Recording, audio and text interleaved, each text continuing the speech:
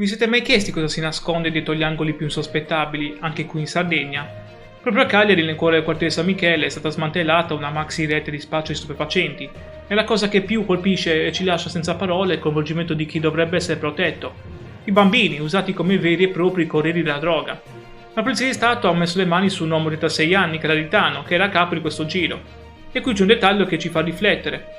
Quest'uomo, nonostante fosse già stato arrestato lo scorso 15 luglio e sottoposto all'obbligo di firma, ha continuato indisturbato la sua attività criminale.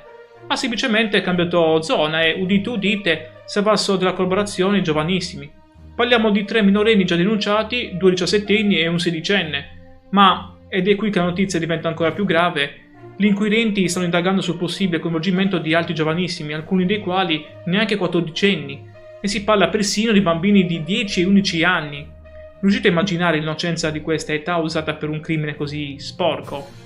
L'operazione sta condotta dalla squadra mobile di Cagliari, il gruppo Falchi, grazie anche a numerose segnalazioni ricevute tramite il portale Jupol. Questo ci fa capire anche quanto sia importante la collaborazione dei cittadini.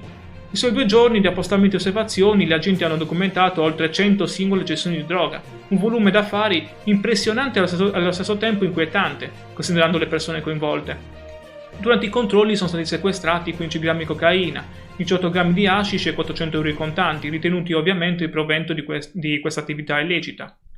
Ora l'uomo è finito in carcere a Uta, accusato di detenzione di stupefacenti ai fini di spaccio con l'aggravante dell'uso di minori. I 3 minorenni invece sono stati denunciati alla Procura della Repubblica e affidati ai genitori dopo essere stati accompagnati obbligatoriamente. Ma la domanda che ci poniamo tutti è: com'è possibile che dei bambini, dei ragazzi così giovani, vengano irretiti in un meccanismo così distruttivo?